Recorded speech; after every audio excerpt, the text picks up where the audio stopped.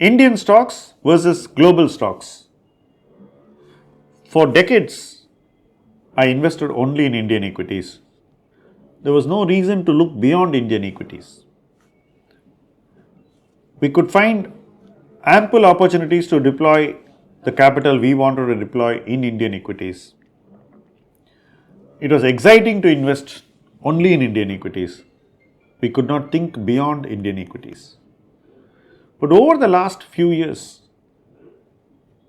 I've been looking at global equities, and more than making portfolio level returns in global equities, which anyway is not possible because the amount of money you can invest abroad is limited to the $250,000 per year, and that amount may not make a very big difference to larger portfolio investors.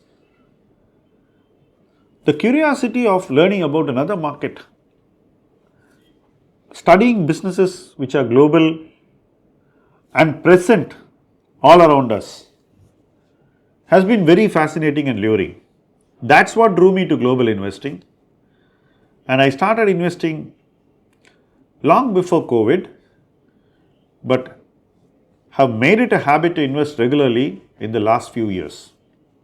On August 31st of 2023, I started an experiment in global stocks. I started a boring stocks portfolio in the global market. 10 stocks, all 10 stocks would be equally weighted, and I would not make any changes. This year, on 31st August, it completed 1 year, and to my surprise, it had returned 37% as a portfolio. Now, I know a lot of people pride themselves to investing in very small companies in India. I myself am guilty of that for many years, so it's not something that I am criticizing. But our narrow worldview restricts us to very small pockets of equity markets in one market. But when you try to rise beyond that narrow worldview and try to understand how to invest in big companies, more than the investing, what you learn about the companies is extremely fascinating and rewarding and enriching. These are companies which you would have heard. At least 5 of them are in the big 7. And I do own them.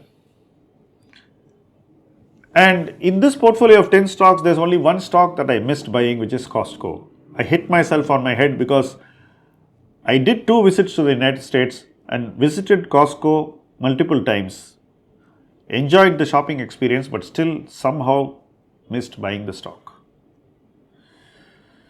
These are stocks which I think would remain relevant and very easy to own over long periods of time.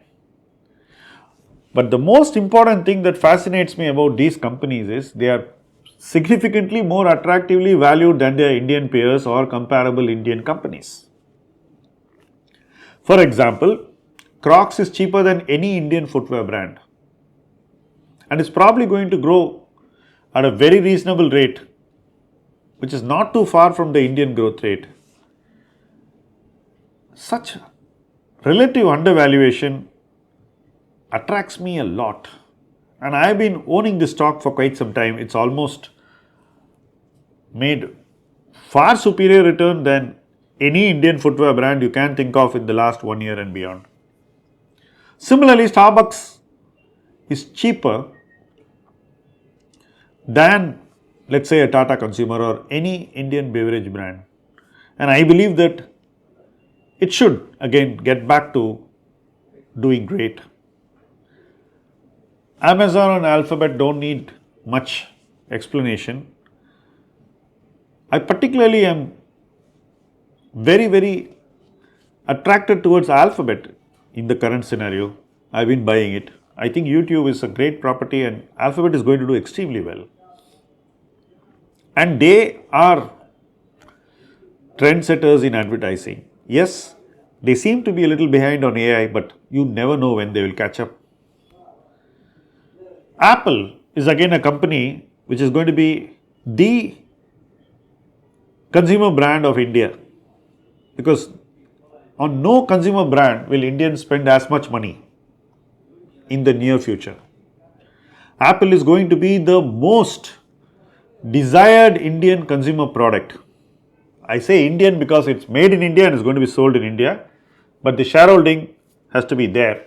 I think Apple is a great brand to buy. I can't think of any Indian brand comparable to Apple, and yet it is available at valuations that I would definitely not complain about. To find a brand in India of the same caliber and at the same valuation is impossible. SM again is a play on valuation and growth. I liked it because the Indian subsidiary is relatively valued at a higher range while the global is available much cheaper. PayPal is again a company that's out of favor. I have bought it and I'm owning it for the last year, and it's just begun moving. Meta, another company which is an integral part of our lives, we use it so much, and I was able to buy it at a very, very attractive valuation. I think that any correction in Meta should be bought into. It's a great company and it's bound to do extremely well. Netflix, again, you are using it all the time. And I don't think you can find such a omnipresent influence in the media and entertainment industry like Netflix. I keep thinking whether Disney should be looked at, and I still think that Netflix has far higher network effect than Disney, and it's bound to do extremely well in the future. Lastly, Costco, as I said, I keep hitting myself on my head for not buying it. And you can compare Costco with DMart and you will understand why Costco should be considered for investment. And the valuation relative to DMart is definitely very, very luring. So when I looked at all these companies, I keep asking myself, why should I invest in Indian companies at such a high valuation when I am getting these companies which are also probably going to be present in India or already present in India?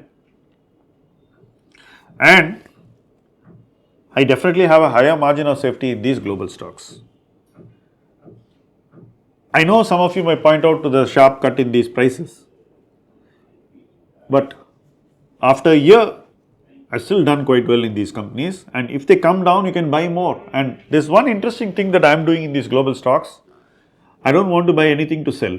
I want to own them for extended periods of time, and that experiment is teaching me a lot of behavioral discipline, which is not forced on me in Indian equities. I can sell any stock and buy any stock. I'm not worried about that. But in the US markets, I want to maintain that habit and not sell anything and continue to own those stocks. So here was a 10 stock index which I created for the US market. All global companies with presence in multiple countries, listing in the US, valuations far more attractive than their Indian peers or comparable companies, or even their own subsidiaries, and much larger and much more impactful businesses. So this has been a very fascinating experience, and I thought I would share this with you. The portfolio is right there, so you could also track it.